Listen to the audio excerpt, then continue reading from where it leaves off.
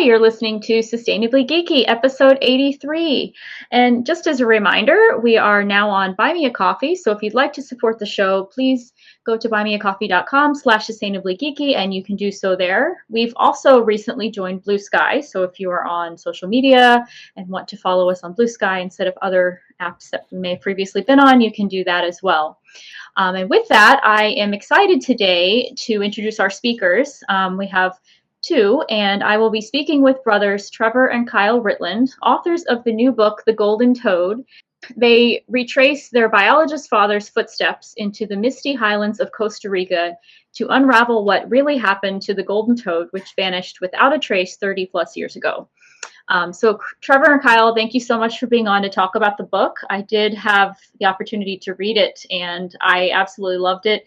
I really found it not only engaging as far as it was kind of like a mystery novel, but the writing was great. The story was great. So thank you guys so much for coming on to talk about your adventures in Costa Rica and beyond. Yeah, thanks so much for having us. Happy to chat. So yeah, how were you introduced to the story of the golden toad, and then what compelled you to spend years of your life researching and ultimately traveling around the world to look for this creature that you'd never seen in person? Yeah, so we first heard the story of the golden toad from our dad.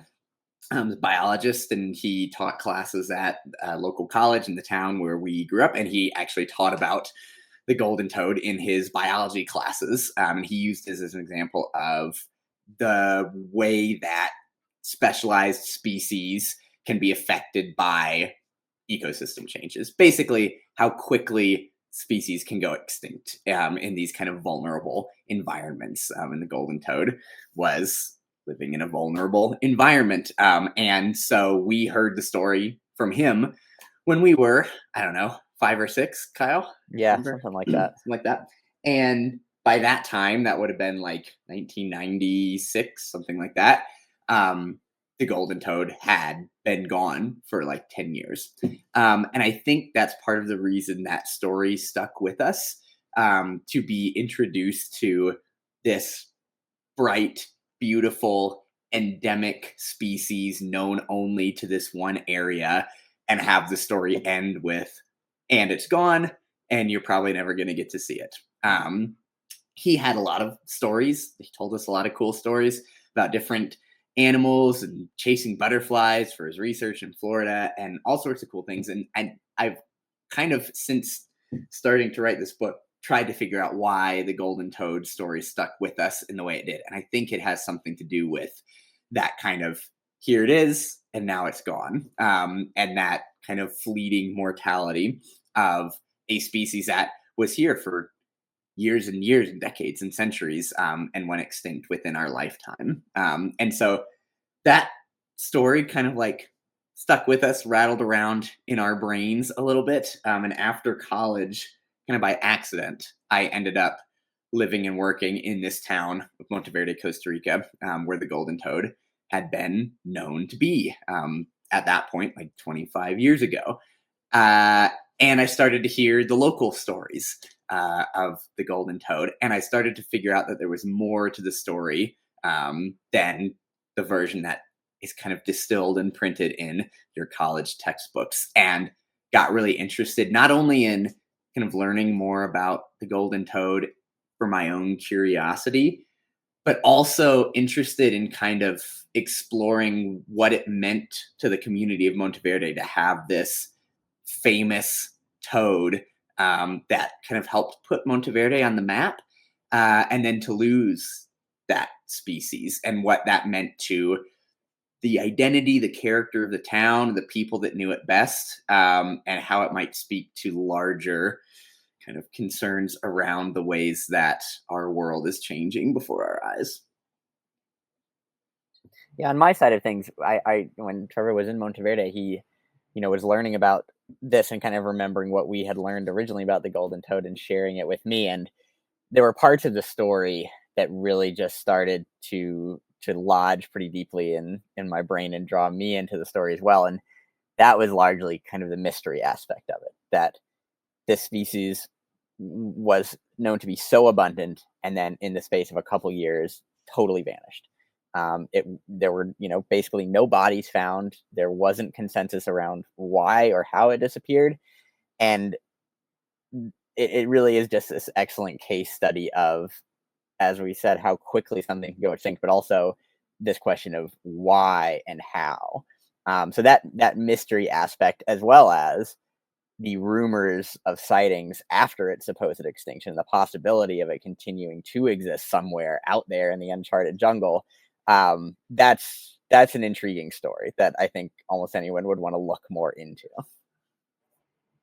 Yeah, and what really struck me is like we all have these things that we learn about as kids and they fascinate us for a while and then maybe we forget, or later in life we remember them and come back to them, but we don't usually get the chance to actually research them and go deeper into the story. And you actually did that. Like you even said, I think in the book, that you had learned about this, years went by, you kind of forgot, and then something triggered a memory, and then you ended up living there, and it was just kind of like a snowball effect. So that's really cool that you got the chance to kind of follow up on this kind of long lost childhood memory of yours and follow through with it. So very cool. Yeah. Yeah, and just kind of the way that time in our lives lined up worked out really nicely. Like, it's after I left Monteverde, after I had been there for 2 years, I was doing graduate school in the United States, and it was like a documentary studies program, and I had to do Hmm. a thesis project for that. And I was kind of, oh, here's an opportunity to go back and do some research and learn about this lost species. And Kyle had been doing a writing program out west, and so kind of just like the stars lined up for us to have a good excuse to be able to justify spending Right. 5 years of our lives looking into this Yeah. story. Yeah, very cool. Well, you kind of touched on this a little already, but let's just start by going over the basics of the golden toad. Like, well, I guess, can you give me a broad overview of the species? Where did it live? What made it unique? And why was its disappearance so profound? You don't have to obviously give away the whole book, but I guess so people kind of understand, like, what's the big deal, about this one species of toad when there's tons of species around the world that, people can study. Yeah, absolutely. And there's a few things that kind of set the golden toad apart and make it unique. The first is just the way it looks. Most toads are like kind of dull, earthy brown. They've evolved to be able to disappear into leaf litter and not be seen. The golden toads, as their name would imply, were these bright orange toads that in a very dark, kind of misty, moody forest just really stood out. The males bright orange, the females are kind of black with mottled red and yellow, kind of spectacled. So both male and female, really uniquely colored. And the second is their endemism, and so they were only ever known to exist on this one mountaintop ridgeline above Monteverde, Costa Rica, in what they call elfin forest. It's stunted, twisted forest because of the winds coming up and over the continental divide. It's really wet and misty, and it's just a really ethereal ecosystem. And so in this dark, kind of cold, misty ecosystem, you have these bright orange toads that only appear at the advent of the first rains of the rainy season. So they're kind of disappear for large chunks of the year. The first spring rains come and they appear to do their kind of breeding frenzy in these ephemeral breeding pools that collect at the base of trees from the rain and mist. And biologists and local people would observe them for anywhere from a few days to a few weeks when the rains came, and then the golden toads would disappear again. And biologists believe them to be fossorial, which means they live underground. And so I think, for people who have lived in this community for generations, it was this perennial event. The rains are here and the golden toads are out. It kind of signaled, a return of the wet season and fertility to this really, kind of ecosystem on the edge of its existence. And so then when the golden toads don't reemerge, at first people kind of thought, well, it was a dry year. Maybe they're just kind of waiting for better conditions and they come out next year. And then another year passes and another year passes and the golden toads just don't reappear. And so to have that that occurrence, that tradition that's so consistent, and to suddenly have that disrupted. I think at first you start asking, well, what happened to the golden toads? But then pretty quickly people started asking, what's happening more broadly?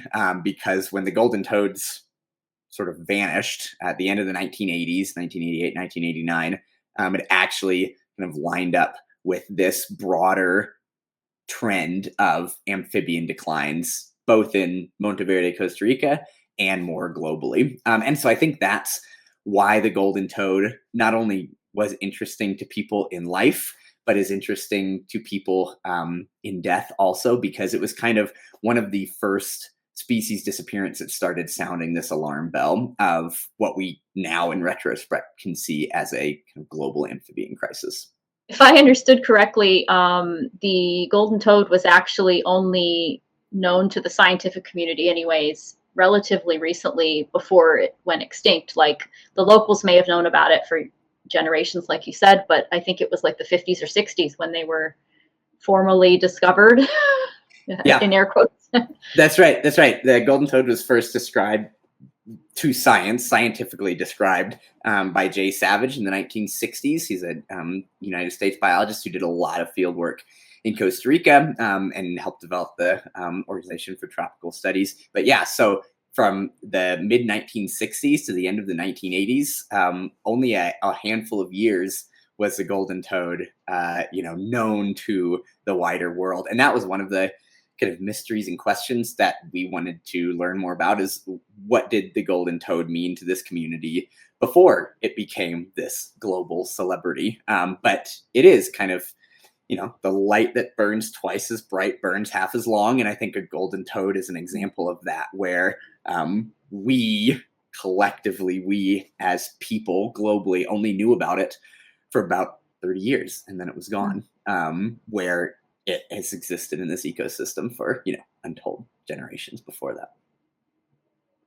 Yeah, so that kind of made the mystery even more appealing in a way, because it was so temporary. Well, let's talk about the possible reasons for extinction, I guess. In your book, you talk about several possible likely contributors to the species decline, and then again about the worldwide amphibian extinctions that spanned over several decades. And a lot of this was due to a fungal outbreak, but human activity also played a role. So can you talk about why amphibians are especially sensitive to human encroachment into sensitive ecosystems and climate change? Because they do have these very specialized needs, and once their habitat's gone, it's kind of it's gone. Like you can't get it back easily. Yeah, I mean, I'll talk a little bit about kind of, the amphibian susceptibility stuff, and I'll probably let Kyle speak to some of the extinction theories and sort of the tracking the killer of the chytrid fungus. But I mean, amphibians, we often think of them as like canaries in the coal mines, bellwethers, because they're so susceptible to environmental changes. I mean, even just having permeable skin makes them way more vulnerable to environmental disturbances than we are. And they live part of their lives in the water and part of their lives on the earth. And so that kind of makes them twice as vulnerable to the peril of those ecosystems changing. And the golden toad is kind of a really unique and emblematic example of that, because they lived sort of at the cusp of their range. They had adapted to live at the top of this ridgeline ecosystem. And so other species, when the environmental conditions change, when it gets drier or warmer, they can change their range. They can move higher up in elevation. The golden toads lived at the top of their mountain. So when the environment began to change around them, they had nowhere left to go. And I think that is kind of, we can see that as a metaphor for where we may be headed as a species. We kind of live at the edge of our existable range, and we've adapted our environment to suit us. And so we're kind of at the top of our mountain also.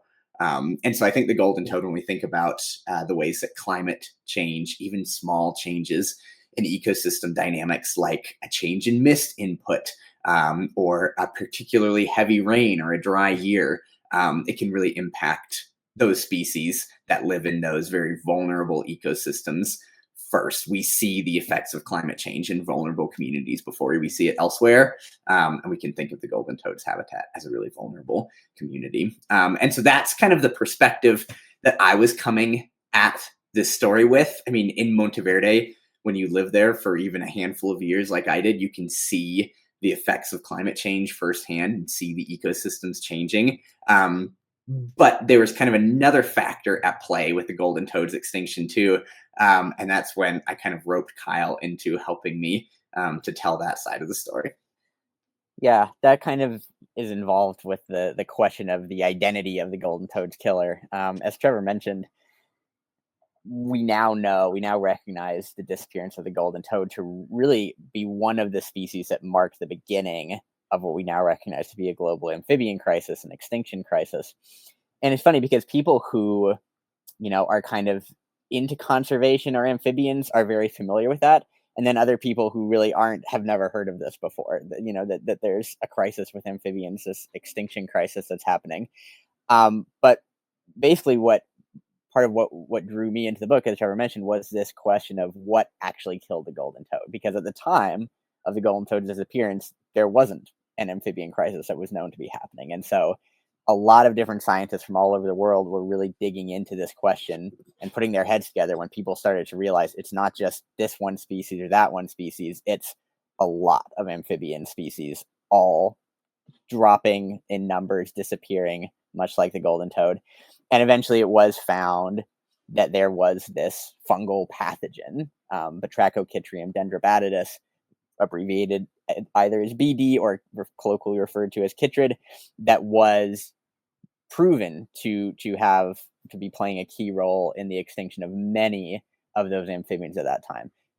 But the golden toad disappeared so quickly that it was never able to be tested for chytrid. So to this day, we still don't know for sure whether chytrid was involved or how much it was involved. One of the other major theories that we explore in the book is the role of climate change. As Trevor mentioned, it's a very vulnerable species at the top of its survivable range. And when the climate changes, that's going to have a major impact on a species like that. And, the golden toad specifically, as well as amphibians in general, are so susceptible that I don't think it would ever be accurate to say it is singularly this one specific thing that killed the golden toad. It's several different things working in tandem. And yeah, part of that is possibly chytrid. Part of that is almost certainly climate. And I think we can also certainly say human impact for the golden toad and for many, many other amphibian species. Not only did human beings with a globalization of trade and movement have a role in spreading chytrid, but just our impact on the earth in general, from pollution, habitat destruction, habitat degradation. Habitat connectivity is hugely important for the survival of amphibians. The golden toad didn't have that. If there were other populations, they weren't, as we know, connected.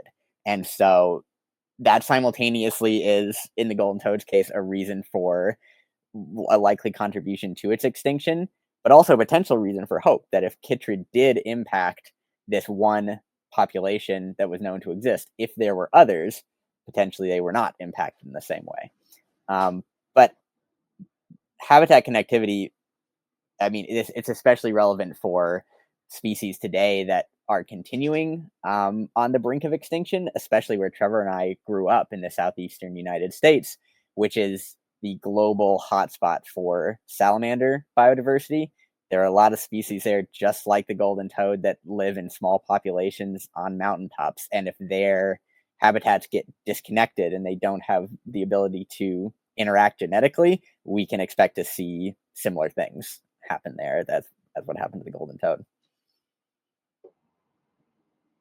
Yeah, because it impacts not just their ability to reproduce and create more of the species, but also the genetic diversity. It impacts how they can fight off these pathogens that they may encounter. So, like, obviously, if there's a small gene pool, they'll get weaker and weaker, and become just like kind of a monoculture, that you hear about in plants. It's the same kind of thing. Yeah, less resilience, less adaptability. As I was reading about this global amphibian crisis, it did awaken this memory way back in my mind that I had learned, oh yeah, there was something that killed off a lot of amphibians. And it was interesting to kind of relearn that, because I think a lot of us probably learned that back in biology or wherever, but this goes into a lot more detail and kind of it kind of keeps you on the edge of your seat as to like, okay, what is it that's causing it? And then, okay, are they going to be able to fight it? And, you know, it's like an ongoing battle that I think we're still seeing today. But you guys did a good job, I think, of laying out kind of the different, you know, factors that play there. So we've talked about like what the dangers were and what could have caused their extinction. And I guess we can talk about what people are doing to try to fight the extinction of all these species. So one of the things you discussed that's been done to save other amphibians from the same fate is captive breeding. And you do give a really touching account of what the life might have been like for the sole survivor of this now extinct frog species, as he lived out his last days in captivity. And it sounded very sad and lonely, to be honest. And as I was reading it, you know, I was kind of conflicted, thinking like, is it better to have them live in this environment than not live at all, or should they just live out their last days in their natural ecosystems so that they're at least happy and sort of free, even if their lives are shorter? And you do touch on this ethical conundrum in your book, so I'm curious to hear a little more about your thoughts on this, and kind of, I don't know if there's a solution, but you know, kind of where you fall in this whole question. Yeah. I think it's a really tough question and a really good question. You know, one of the supposed rules in telling these kinds of stories is to not anthropomorphize the animals that you write about.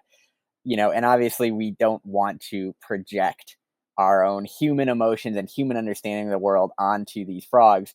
But at the same time, Trevor and I talked about this a lot. I don't think that it would be accurate or fair to pretend that these animals have no sense of their own existence and no sense of their own life. We know that they do.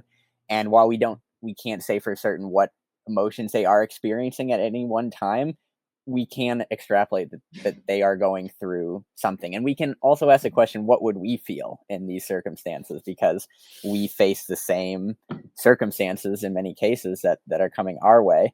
But I think it's a tough question of, do we leave these species as they are in their environments untouched, or do we intervene and try to, even if that means taking them out of their environment into captive breeding programs, as we discuss in the book in some cases? Joseph Mendelsohn, one of the folks we talked to and who's had a huge impact on amphibian conservation, had a phrase that stuck me, which is, frogs in glass boxes is not the solution, but I'd rather have frogs in glass boxes than no frogs at all. And that really is speaking to confronting the reality that it's not an untouched Eden out there. Human beings have had a very clear impact, and we bear a lot of responsibility for the threats that now face these creatures. And I think we do, as a result of that, have a responsibility to do what we can to address that. You know, some conservation purists, and I totally understand this perspective, would say, don't intervene. If you're going to intervene, it needs to be in the habitat, doing what we can for the species there. Don't take them out of that. But I think at a certain point, we do owe a debt, not just to the individuals, but to the species as a whole. And I think that, you know, at the end of the day, it's some manner of balance. How much can we do to protect the species that do exist in the wild, and what do we need to do to preserve the species that are on the brink of extinction? There's a good example, not an amphibian, but the red wolf in North Carolina was a species that was on the brink of extinction and was declared extinct in the wild. And it was through captive breeding in zoos and carefully monitored populations that the species was able to be built back up. And now they're being reintroduced into the wild in really a quite successful way. And that's not something we ever would have seen had that captive breeding not taken place. Yeah, I think you need both kinds of people, the people who are really focused on the individual animal and the people who are really focused on the species as a whole. Like, I got a B in my entomology class in college because I didn't want to kill butterflies to preserve them for a butterfly collection. I like catching butterflies, but I didn't want to kill them. I think you need, biologists and conservationists who are able to kind of detach themselves from that emotional connection to the individual species to protect a species as a whole or learn something. Like Kyle tells the story in the book about, the scientists who were doing research to discover what chytrid fungus was. And they basically had to sacrifice a bunch of blue poison dart frogs to be able to learn what this fungus was. And that knowledge has saved countless other individual frogs and species as a whole. I always skew more toward, I care about like the individual frogs. When I meet a frog in the forest, I want to have a connection with that individual frog. But I think you also need people who kind of have the courage to take a step back and look at the broader story and protect those species as a whole. So I think you need kind of both mindsets and both kinds of people if we're going to be successful in this kind of conservation work.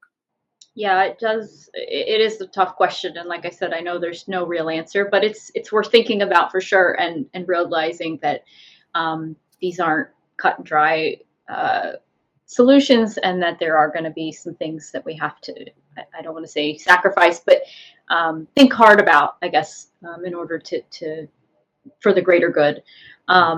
But captive breeding is just one of the ways that people are fighting the extinction of all of these species. So can you share some examples of how people around the world, from, you had examples of school children to scientists, that are working to save these vulnerable species? And then also, what can our listeners do as well to kind of support this work in their everyday lives? Yeah, I mean, one of the themes that came up in putting these stories together that we didn't set out to find this. It just kind of is something that came up, is like the importance of individual action and how one person can make a difference, or small groups of people can make a difference.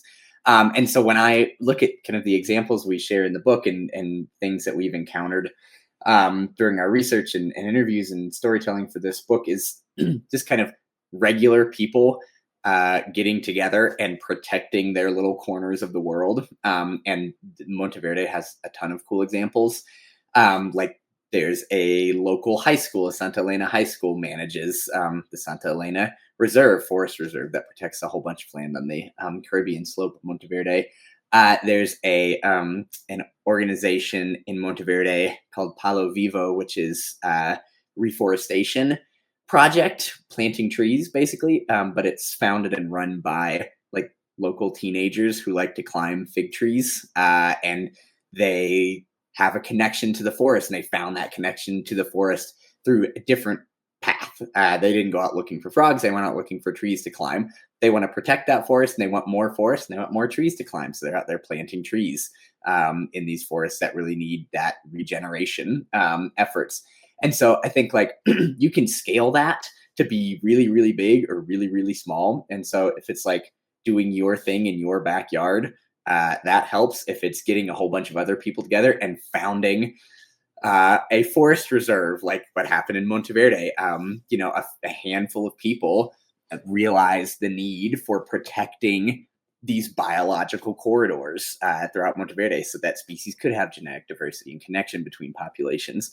And a species like a jaguar needs a lot of room to roam. And so you need these big patches of forest. And so like in Monteverde, that was a handful of people deciding there was a need. And it really came down to one person setting an example and giving his land up for conservation that had been in his family for years and years. And then other people followed that example.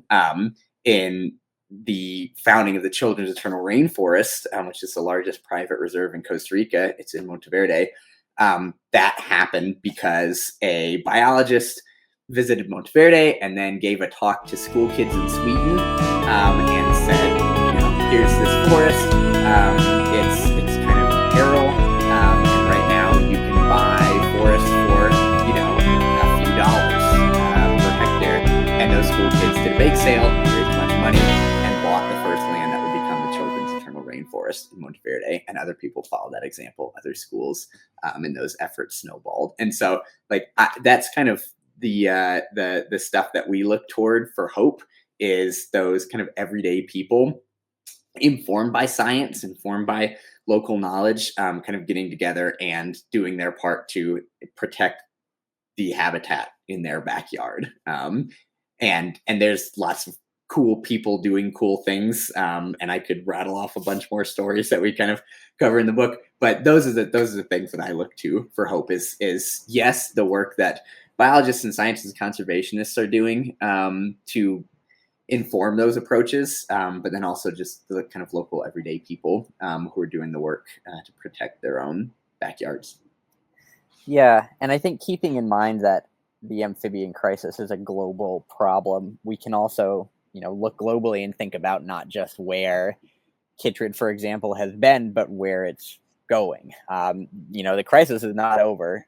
We've learned a lot, and we've been able to address a lot, but chytrid is growing and changing and evolving, just like viruses do. And there's another. I mentioned the Southeast being the global hotspot of salamanders. There is a form of chytrid that affects salamanders the way BD affects frogs, and B-sal has decimated some species of salamanders in Europe, and pretty much everybody agrees that it will eventually make it to the United States. It's a matter of time. And so we have thankfully some really great organizations in the Southeast doing a lot to prepare for the arrival of B-sal, to take what we learned from the extinction of the golden toad and so many others and say, what can we do now to be ready for what comes next? These are organizations like the Defenders of Wildlife, the Center for Biological Diversity, the Amphibian and Reptile Conservancy. And again, it comes down to really preserving habitat to strengthen connectivity and resilience, and educating the public about things that they otherwise wouldn't know about. A lot of people, again, haven't heard of this, but I think people can do a lot to support that. I mean, it sounds silly, but even just following these organizations on social media, because that is something that allows them to say, look, this is something the public cares about, and we can have an impact on this. I think at the end of the day, a huge thing that people can do on an individual level is really just care. Sometimes before any kind of action is necessary, it's just making this something that you care about and wanting to learn about and sharing with others. I think that does have an effect over time, as more and more people learn about something like the amphibian crisis and care about what happens to the amphibians and why that's important. Yeah, and you brought up that salamanders are present heavily in the Southeast US and then also in Europe. And I think a lot of folks might be surprised to hear about that, because you think amphibians, they're in the rainforest, they're far away, I'm never really going to see them, but actually you'd be surprised how much closer these species are. So like you said, people can get involved locally and make it a little more personal. Not that the species around the world aren't as important, but I do feel like a lot of times people feel more of a connection with their local habitat or their local species maybe, and then they get motivated to do more. So that's a good point there. Yeah, I mean, the reason Trevor and I care about this, honestly, is because we had a father who took us out into the woods and showed us salamanders and frogs. And, I think that's important to remember as well, that was a very privileged existence that we were able to do that. Not everybody, one, has a biologist father who can take them out into the woods and show them these things, or maybe even lives in a place with that kind of access to nature. But there is nature everywhere, and the more individuals are able to get out and connect with it and experience it, I think, that's hugely important. Yeah, I have to say your dad sounded like really cool, a lot of fun. When you talked about looking under logs and seeing the moths fly up, that was very inspiring. So, so I guess we'll go ahead and move on to the next question is, I guess, another kind of ethical dilemma that you talked about in your book. You said at one point when you were deciding whether or not to go back and search for the golden toads, you grappled with the consequences of rediscovery. So can you speak to some of the worries you had and how our desire to understand and care for nature can also be destructive at the same time? It's kind of an oxymoron, but can you expand on that idea a little bit?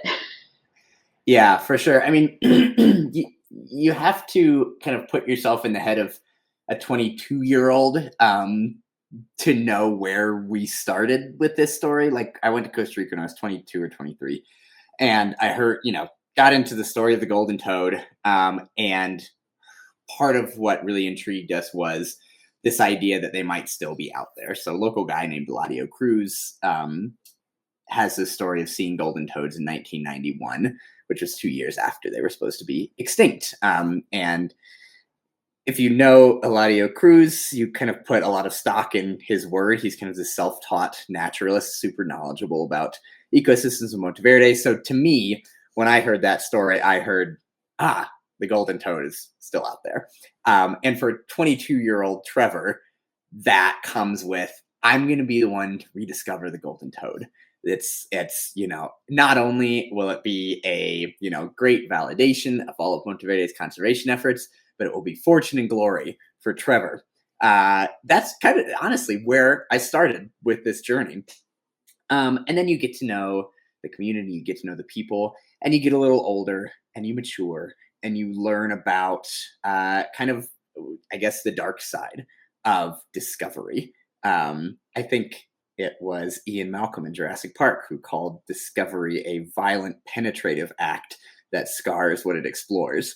And there's a history of colonial science in Latin America, of foreign people coming in and discovering these things that the local people have known to be there and have lived, peacefully with for a while. And it's not always that way. I'm certainly not saying every scientist who goes into the tropics from another place is destructive. I don't think that's the case at all. But it is more complex than saying, we've rediscovered the golden toad and all is right in the world. And there's a couple sides to that. Number one being, do we have the tools and the knowledge to help the golden toad if it is still out there? Or is it better left alone? And there's another side of it too, which is, this is a famous species that is famously extinct. And there was kind of a danger to it from independent collectors while it was alive. People would be able to buy golden toads in German pet trade magazines because collectors had come in and illegally carried a number of them out. And so, you kind of worry about that too, of, okay, the golden toad's rediscovered. Now you're going to see this sort of flood of people who want to have an experience with it, whether that's a healthy experience or an unhealthy experience. And so, yeah, we kind of evolved in our thinking over the 10 years or so of working on this story, to the point where for a while we didn't really plan to go investigate that spot that Eladio had seen golden toads at in 1991. Eventually we kind of decided that it was important to the community to have that question answered, whether or not the golden toad was still out there. And we did go out and we did look for it. But, Kyle and I talked about this a number of times out in the field of, if we find a golden toad out here, who are we going to tell and what are we going to tell them? And we kind of got to a point where we weren't sure if we found golden toads, we were going to feel comfortable announcing that to the world. Part of that has to do with our identity as two white men from the United States. Is that our news to share? Is this our, discovery to announce? And part of it has to do with the responsibility and the emotional weight of, could we bear to lose the golden toad twice if we were to find it again and then lose it again? And so it became a complex kind of question that we grappled with. The good news is we were partnered with people who had much better answers to those questions than we did, both Monteverde Conservation League, who we worked with to kind of go back to this last spot, and an organization called Rewild, which they actually have a whole search for lost species campaign, where they work with local people to search for these lost species and make plans to support those species and bring them back from the brink of existence. But I do think it kind of became a more complex question than it was when it started out. And honestly, it's something that we kind of still grapple with of what comes after rediscovery. I think also from the narrative standpoint, the question of what does it mean to rediscover the golden toad? Does it mean, okay, great, we don't have to worry about amphibians anymore. We don't have to worry about climate change anymore. The golden toad's here. It's fine. We're good. Obviously, that's not what it would mean. But I think when we look at the question of the golden toad's extinction, there's and the possible survival, because that's in many ways an unanswered and potentially unanswerable question. We're really dealing with a mixture of grief and hope, and I think everybody deals with that in a different way. I mean, all you have to do is drive down almost any road ever and see a forest being clear cut or, new construction happening. I think we deal with environmental grief on a daily basis, often without realizing it. And in some ways, we have grieved the golden toad already. And as Trevor mentioned, to rediscover it really kind of calls into question how do we deal with that?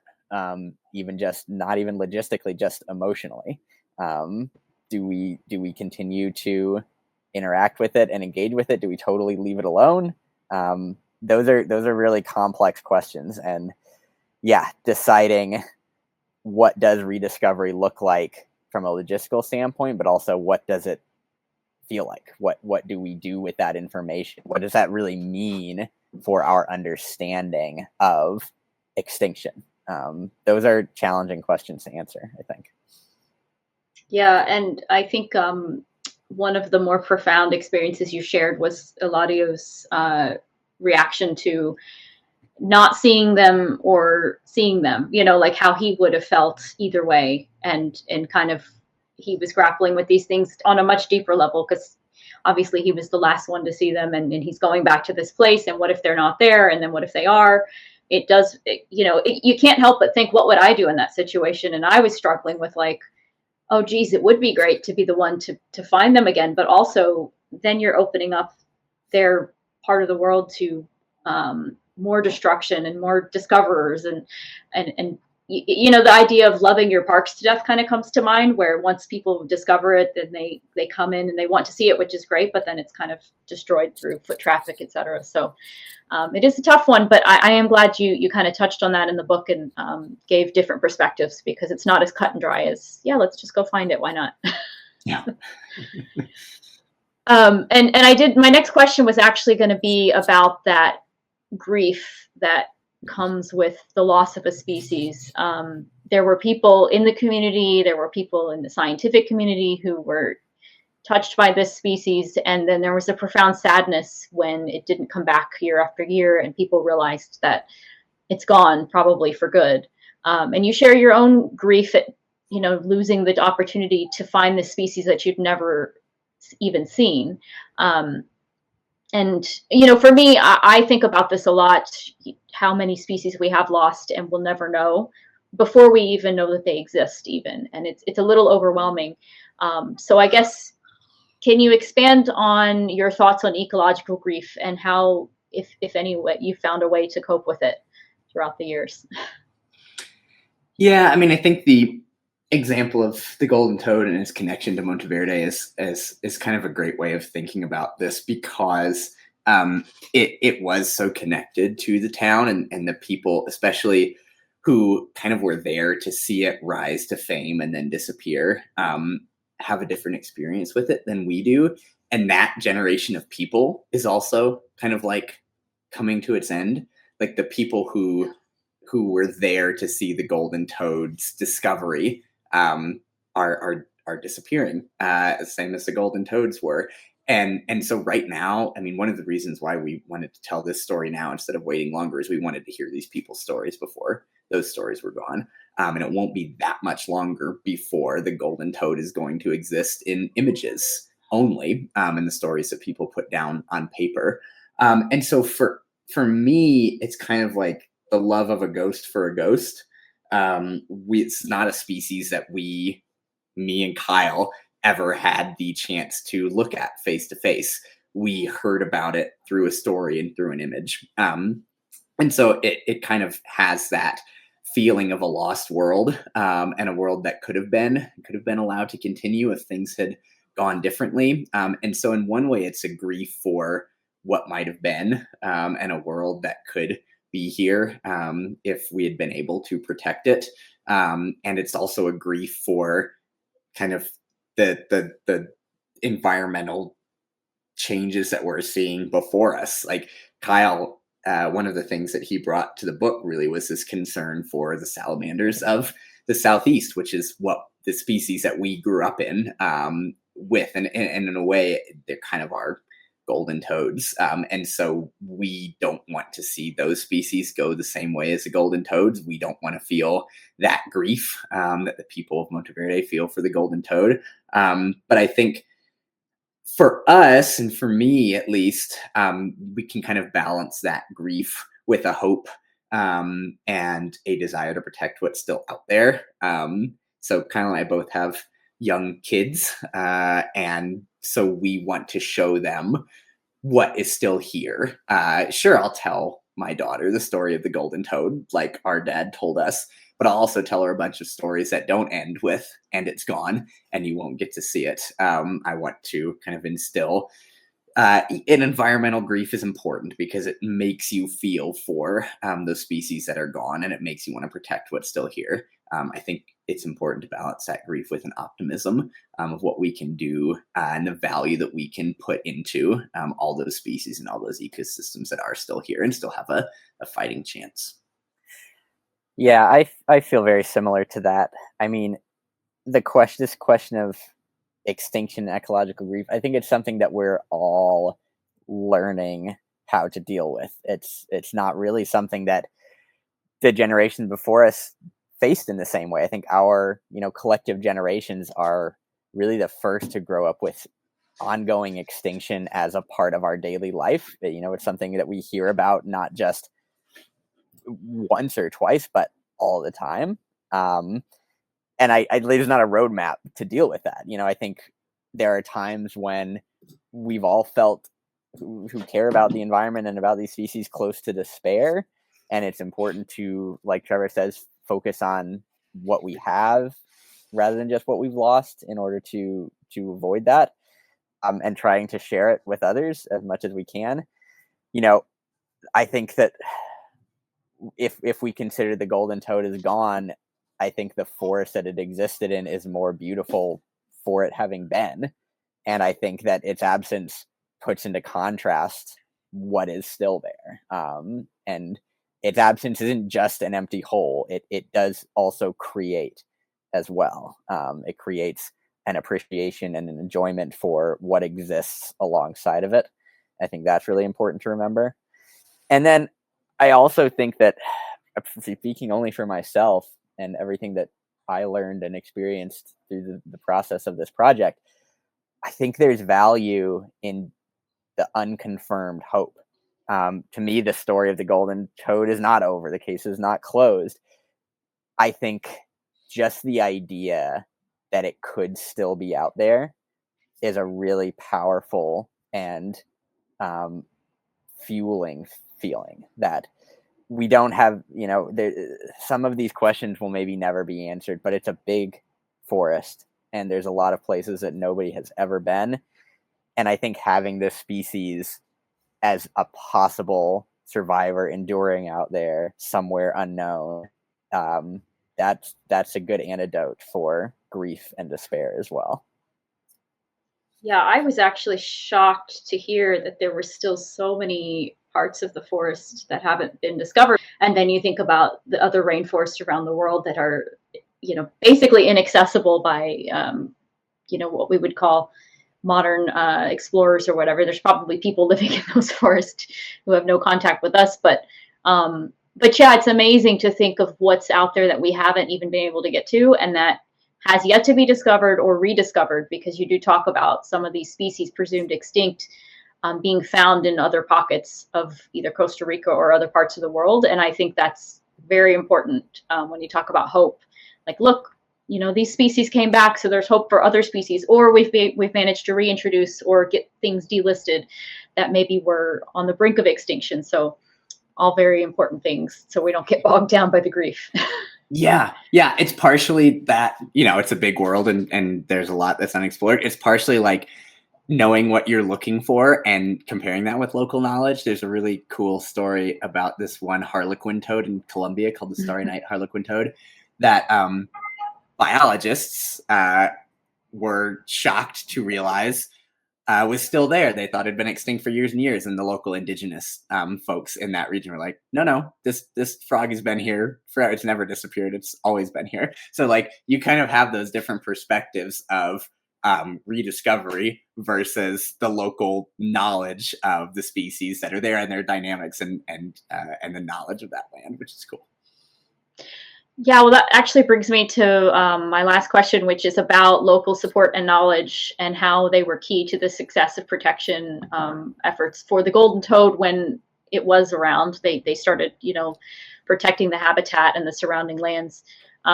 So how do you think the global conservation movement can support these local efforts more in a way that's not condescending or extractive?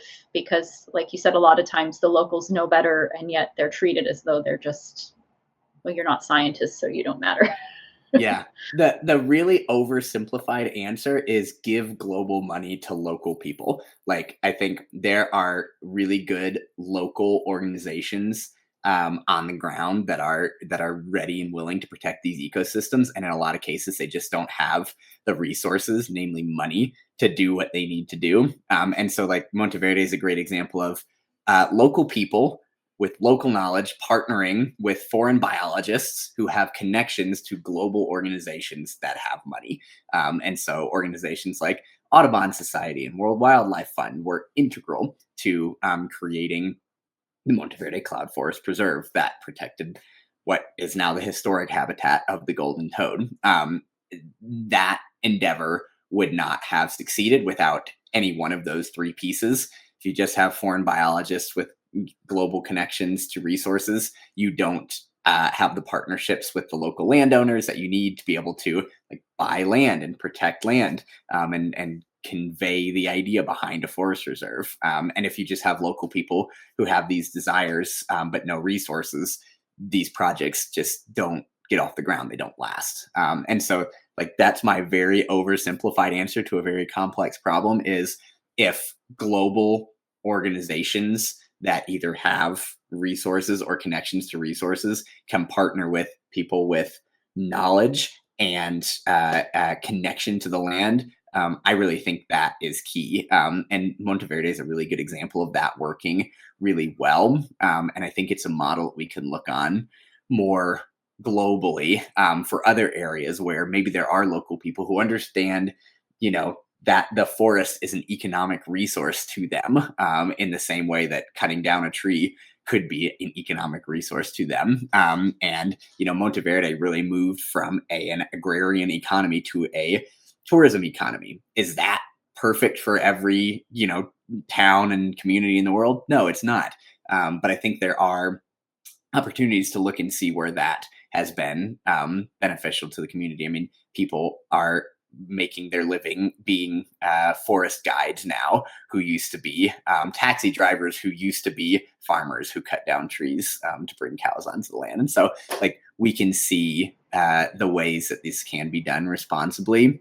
And I think there are really cool organizations like Rewild, which we partnered with for this project, is one of them that really, I think, does a good job with saying we're going to support these endeavors financially, and we're going to look to the people who have the local knowledge, whether that's local biologists or just like local farmers or a mix of everybody who can actually help lead those campaigns on the ground. Yeah, I think it's so important to remember, like, it's easy to vilify the local communities for not doing enough when they're not supported. But if you do give people support to kind of do the work, even if it's just money or outright, highlighting what they're doing, then things can really change for the better. Like there was a guy at the beginning who was a chainsaw salesman, you said, and he ended up being like one of the top proponents for the conservation of this park and one of the leading voices. So if you can convert people like that to doing conservation work instead of the farming and the logging and all that, then it's really reason for hope that this can be modeled around the world, like you said. So yeah, absolutely. Well, for folks who want to learn more about this or just anything that's kind of shaped or inspired you in this field, what are some resources you would share with our listeners that want to learn more? Yeah, we're trying to make our website kind of a good landing spot for people who want to learn more about golden toads, Monteverde, conservation, other kinds of environmental stories. That's www.findthegoldentoad.com. So hopefully we'll have some cool directives and links there. I know Monteverde, the Children's Eternal Rainforest website has like a ton of cool information on what's going on in those ecosystems and also like ways to support those ecosystems, which is really cool. And also it's like just like talking to people who have those stories has been huge for us. So I think like if people want to learn more about this stuff, like seek out people who have knowledge about it and ask them about it, because they're always super excited to talk about it and share that experience. Yeah, and to the previous point we were just discussing, I think finding and engaging with the local conservation organizations near you, there are a lot of them. They're all over the place. Whether it's going out to look for salamanders crossing the road on the first rain of the spring, or getting involved on a more professional basis. I think there are so many great organizations doing great things that people can get involved with locally, and that's really important. Yeah, great points. And we will link to the ones you mentioned specifically in the show notes and everything else we've discussed as well. So I guess we will go ahead now and move on to our green life hack portion of the show, where we share one thing that listeners can do to live more sustainably or just kind of advance in their green journey. So Trevor, do you want to start us out with the green life hack? Yeah, absolutely. I was giving this some thought walking my dog this morning. And so I live in Flagstaff, Arizona, northern Arizona. And one thing that we've done, and I know a lot of folks in our community are doing, is so we're like right in the path of the monarch migration from Canada to Mexico. And so like one super simple thing that people can do like in our community is plant native milkweed in their backyard, because it gives those butterflies like a little way station on their journey. And I was talking earlier about like the awesome stories in this book about like the impact that local people can have. I think it's hard sometimes to zoom out and go like, how can I make a difference in this big scary world? Like this is one way that people in Flagstaff, Arizona can make a difference, is like give a little butterfly a place to rest on their journey. So that's one thing that jumped to mind for me. And that's one thing that we're going to make sure pops up in our backyard over the next few months. Very good. And same, if you don't live in that area, you can find out what local pollinators might need and plant that in your yard, or put a box on your balcony if you can. Yeah. Awesome. Kyle, what is your green life hack? Yeah, I'll preface it by saying this one's not for everybody. But Trevor mentioned that we both have small babies. My son just turned 9 months the other day. Aww. And what my wife and we are doing cloth diapers instead of disposable. And it's actually really, really easy. I encourage anyone with small children, small babies, to look into it. It sounds scary, like what am I going to do with the poop? Well, it's not. It's actually really simple and straightforward. And not only does it save you money, which it definitely does, but it obviously saves a huge amount of diapers from a landfill. So a little bit out of the box, not something that maybe everybody is going to be comfortable with, but I'm telling you, it's easier than you think it is. So look into it if it pertains to you. I'm a huge proponent. Yeah, it's funny. I was actually talking with someone the other day about that and how it was like the norm just a generation or two ago, Yeah. and now nobody would even think about it. But yeah, I mean, that's how we convinced ourselves to do it, is that generations before us did it just fine. So yeah, and if you're interested in more info, I'm sure you can find websites and blog posts and things out there that simplify it for you, because these things seem very overwhelming at the beginning, but once you just get into it, you're like, oh yeah, I could manage that. So. Well, my green life hack is I have been volunteering with a group lately that has gone out a couple times in the last month to pick blueberries at a local farm, an organic farm. And you wouldn't think that there's places in Ireland to grow blueberries, but this farm has done some experimental stuff, and they've got about 200 or 300 blueberry bushes, and it was so much fun. And we got to keep some of the blueberries and then also help this local farmer who's trying to do good by the land. So my green life hack is just maybe see if there's a local farm or co-op or something you can volunteer with, and you're helping the farm, and then hopefully you'll get to keep some of what you pick or take. I've also seen orchards that have advertised, we need volunteers to come help us pick apples. So it can be a fun activity as well as you're getting something out of it and giving back. So that's my green life hack, and helps keep the food local as well. So Love it. that's great. Well, guys, I've had so much fun talking today about your book and your adventures. Where can folks find you and or the book online? Yeah, thanks. It's been awesome to chat with you too. I think findthegoldentoad.com is probably the best landing site. You can find all our social media stuff on there, find some like sneak peeks and cool photos and stuff on the book. And we're going to be trying putting up some more like archival stuff up there too. So that's probably the best place to go. Findthegoldentoad.com is your spot. Awesome. Yeah. And Kyle, you have anything to add, or is that? No, same. You can find the book pretty much anywhere books are sold, but yeah, we try to make the website interesting. There are some cool little tidbits there. And if you can order through your local bookstore, that's ideal. A lot of bookstores either will carry it or you can order through them. That'd be great. Yes, great point. Or bookshop.org, I think, does partnerships with local bookstores as well, so you don't have to go to those other sites. Yeah, exactly. Is the book itself on social media, or you guys, is that all linked on your website as well? Yep, that's all on our website. We're not nearly on our toes enough to have a special account for the book, but you can find all that info there and on our personal socials. Yeah. Awesome. Well, like I said, we'll link all that in the show notes. And thank you guys so much for being on. For everyone listening. Oh, sorry. Let me actually link the show. You can find us obviously wherever you listen to podcasts, on YouTube, Facebook, Instagram, and now on Blue Sky. And then, of course, as I mentioned at the top of the show, on buymeacoffee.com. So thank you guys for listening. For everyone out there, have a great rest of your day.